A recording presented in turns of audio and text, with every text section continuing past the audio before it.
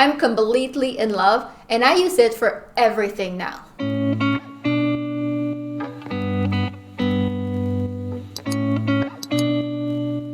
Hello everyone!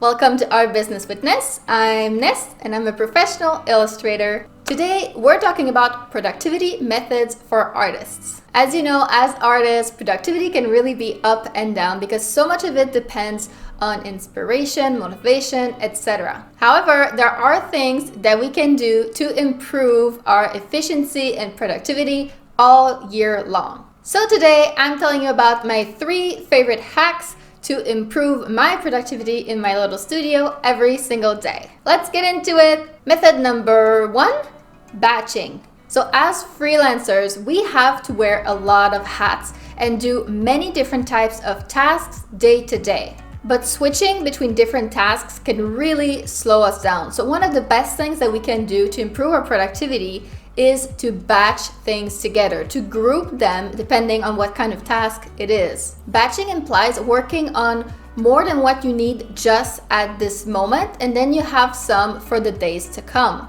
So even if there's something that you need to do in your business every single day, by batching it and doing, say, a week's worth ahead of time, then you can still switch tasks between different days instead of every 10 minutes. This allows us to really get into the flow of a certain task and increase our speed and even expand our creativity. There are so many things as artists that we can batch to improve our flow. Here are just a few examples. Social media. I don't know for you, but there's nothing that slows me down quite as much as having to stop drawing to get a post out on Instagram on time. In theory, it only takes a few minutes, but in practice, you have to crop your artwork into a square, you have to upload it onto your phone, then you have to think of a good caption, hashtags, all of this stuff can end up taking quite a bit of time and just completely take you out of your flow for whatever you were doing before. But this process is so much more efficient when you batch it. So for example, I try to post on my Instagram 3 times a week. That's 12 posts per month. If I do all 12 posts in one sitting, it takes me less than a day to prepare my social media posts for the entire month. Especially for captions. Personally, I noticed that my captions sound really dumb when I try to come up with them on the fly, but when I batch them like this and I have like the whole morning just to come up with captions, then I can really get into it and think of something that sounds much better. Same for hashtags. I've done some hashtag research and I keep a list of good hashtags per subject that I can just copy paste into my post. So it's just a lot easier to do it that way. And with a scheduling app like Buffer or Later, you can even schedule your posts in advance for the whole month and then it's set and you can just forget about it.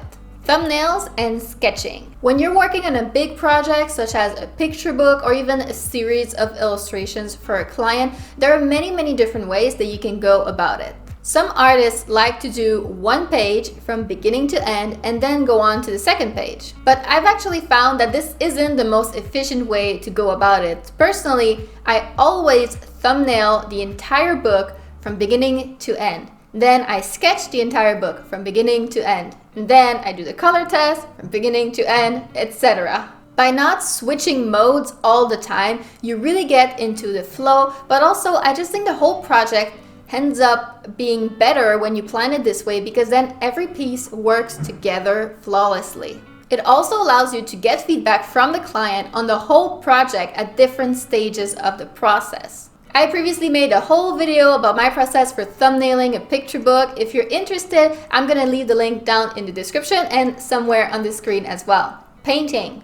Similarly to the previous point about thumbnailing and sketching, painting is also something that's really great to batch because when all of the decisions are already made and you can just sit down, relax, and paint away. It's something that can be very zen to do. This is true whether you're a digital artist or a traditional artist, but if you work with traditional media, this will be especially useful for you. I work mostly in watercolor now, and it takes quite a long time to set up all my paints, my water, my brushes, etc. And then when I'm all done, I have to clean up this whole enchilada. So if I'm going to paint just a little thing for 20 minutes, it's almost not worth it. So I always arrange it so that I have enough stuff to paint that I can just sit down and paint for the whole day. And if I have just a tiny little thing that I need to paint, then I'll wait and I'll sneak it in my next painting day. Filming or editing. Some artists also have a YouTube channel like I do, or maybe you record videos for IGTV or for your Instagram Reels, for your stories, etc. And filming and editing is also something that can take a very long time. So when I have to film my videos, I have to make sure that the room is presentable, and myself, of course. Then I have to set up my camera on my tripod, etc. It takes a long time. So if I'm going to be filming, like today, I film at least 3 to 4 videos in one go. Currently, my posting schedule for my YouTube channel is 1 video every other Saturday. So if I film 4 videos in one go, I have enough raw footage to last me for 2 whole months. So worth it. And editing is also something that's very nice to do in batches because you really get into the flow. And for YouTube, as for Instagram, you can schedule these things in advance. So set it and forget it. If you're recording to social media, something that you can do is record a long video of your whole painting process. And then later, you can cut that up into several segments to make several reels or stories. It's a very efficient way to do it. Admin. And of course, it's really boring, but we all have to do admin work to run our business. For instance, it can really break up your flow if every time you receive a client email, you stop working to answer it right away. So instead, I try to schedule one time during the day that I will stop, take a break, and answer all my emails. Many other admin tasks can be batched as well, such as accounting or ordering supplies, etc. And then you're done with it for a very long time, so win-win. But what about you? Do you also batch your tasks when you work as well? If so, have you noticed an increased productivity when you do? And if not, is batching something that you would consider integrating into your workflow? Let me know in the comments down below. Productivity tip number 2, using Airtable.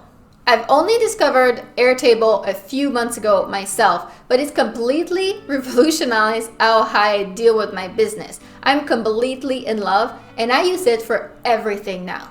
Airtable is sort of a mix between a spreadsheet and a database. It's a way to store and organize your information in a way that's super efficient and very easy to keep track of. It's also super user-friendly and easy to use compared to something like an Excel spreadsheet. Some of the best Airtable features that Google Sheets or Excel do not have are the ability to drag and drop columns to reorganize your info, the ability to set up a field type such as text, attachment, single select, etc. And you can even change it later.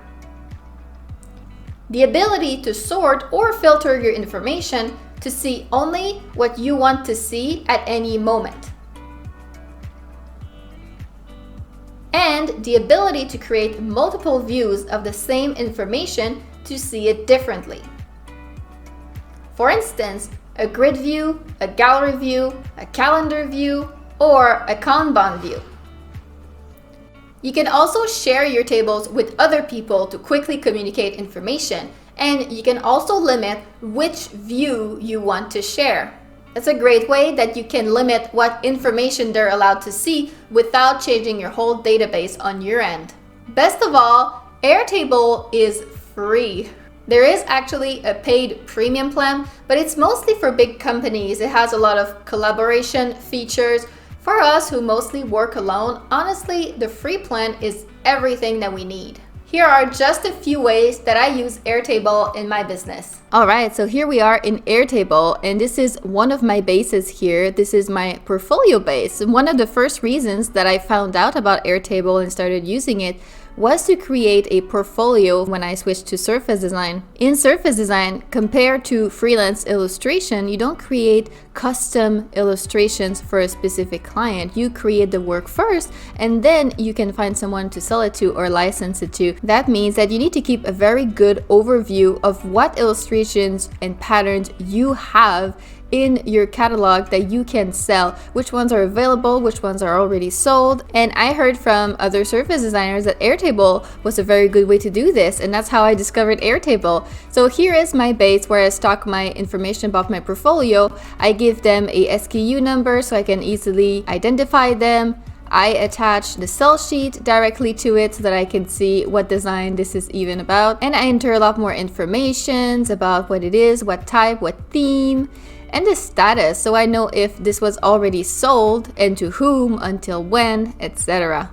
I've also created another view of this same information. So here's where you can get your different views. I've created a gallery view for this. So this one looks like this with the little cards. It puts an emphasis on the image, and I have customized what appears on the card. I've cut out most of the information, so everything that's private, like if it's sold and for how much, I've hidden all of this. I only kept the image, what type it is, the theme, and the tags. And I clicked here to create a share view of this, which I have then embedded into my website on the password protected licensing portfolio section.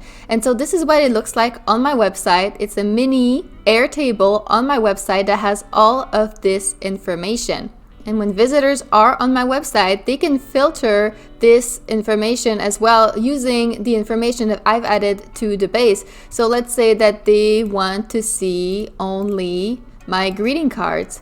They can do that. So this is like such an amazing way for clients to browse my designs. And the best part is, whenever I update something within my database, it automatically updates on my website. So I don't need to be updating my website every 3 seconds. How magical is that? So after I've discovered this, I became just completely in love with Airtable. I started using it for everything else, such as this, my client HQ base, which is where I store information about my contracts that I've gotten. So I haven't really started pitching yet. I'm still working on my portfolio, so I only have one so far. But when you have several, it can become difficult to keep track of. So I have here the company it was sold to, which design was sold, the type of deal that it was, how much money it's made, and the details of the deal until when it's licensed, and all of the details. What I absolutely love is that I can also create an attachment field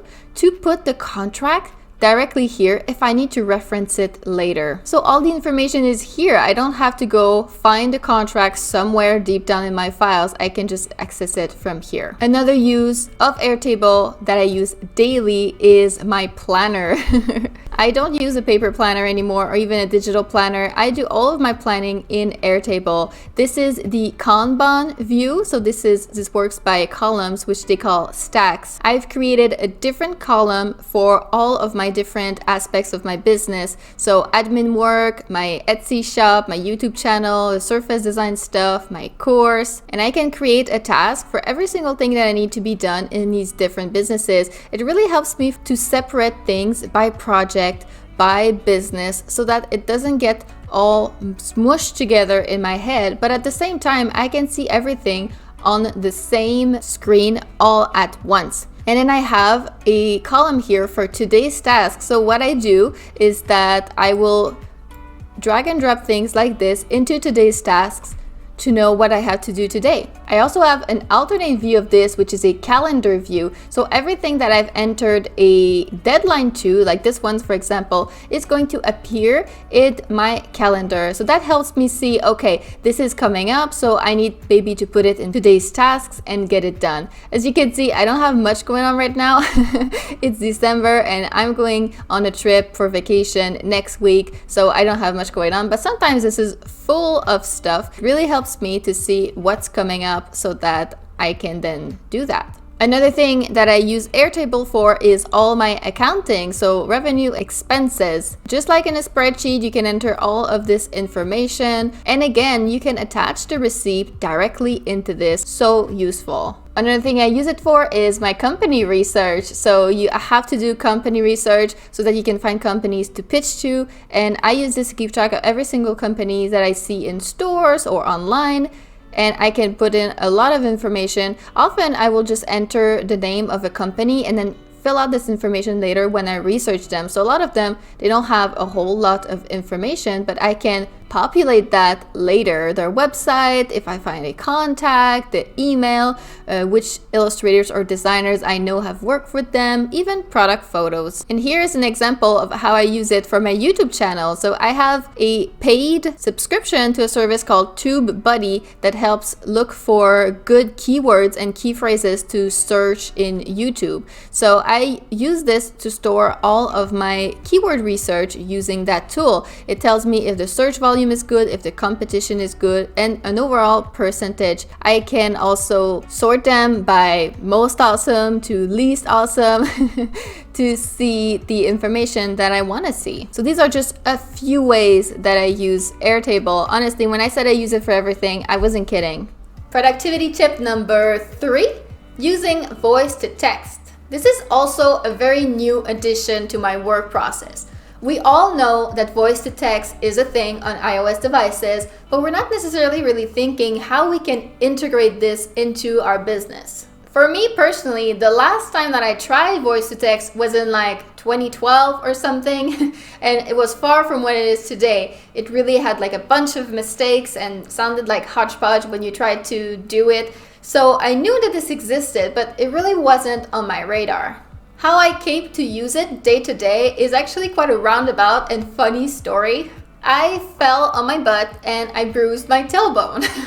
Now, all of my work is sitting down, and that had become quite painful. One day in particular, I had to write a series of 5 sales emails to prepare for the Black Friday sale in my Etsy shop. I knew this was going to take a minimum of 2 hours, and I was really thinking of a way that I could do this standing up. And what I ended up doing is using my iPad and propping it up on my printer so that I could use it standing up. However, the keyboard on the iPad really isn't the best. So I ended up using voice to text to type up my text. And as it turned out, using this method, it only took me 30 minutes to type up all 5 emails, where usually it would have taken me at least 2 hours. I was completely mind blown. Dictating is just so much faster than typing it up one word at a time. So I am completely in love, and now I use it every time that I need to write anything. And you may not think that you actually write a lot in your day-to-day, but you'd be surprised. This can be used to write query emails to art directors, including follow-up emails, back and forth communication with clients, sales emails and newsletters, social media posts, blog posts if you have a blog, or even video scripts if you have a YouTube channel like me. Personally, I always write my scripts almost word to word because this is the only way that I can really stay on track when I talk to the camera. So this used to take me an enormous amount of time. Using voice to text, it has reduced the time by at least half. So what I do is I type everything up on my iPad on Google Docs, so it syncs up automatically to my computer, and from there, if need be, I can copy paste it wherever I need it to be. So this is a very speedy, very easy way to work, and since it's available on all iPads and iPhones, you can also work from wherever and in whatever position is comfortable for you. For example, you could dictate on your iPhone while taking a walk, or you could recline on your couch with your iPad, or like me, you could work standing up. Bonus productivity tip: if you can work standing up, definitely do it. Standing is really good for us, and not just when you've hurt your tailbone. I really love it, and I've noticed that when I work standing, I don't get as sluggish as I do when I work sitting. In early 2022, I'm going to be moving to a new apartment, and when I do, I'm definitely going to get a standing desk. I'm really geeky about productivity. I know that it sounds boring, but working smarter, not harder, allows you to do more of what you love to do. I'm always trying to find ways to improve and streamline every single aspect of an artist's career. For instance, the portfolio. If you're interested in improving your portfolio by using very easy tricks, I have a free guide that's perfect for you. It's called 5 Common Portfolio Mistakes and How You Can Fix Them Today. As I said, it's completely free, and I will leave the link to that in the description below. But that's it for me today. I really hope that you enjoyed the tips and tricks. And if you did, don't forget to leave us a like, comment, and subscribe to help our small channel grow. Thank you for tuning in, and I will see you in the next video. Bye bye!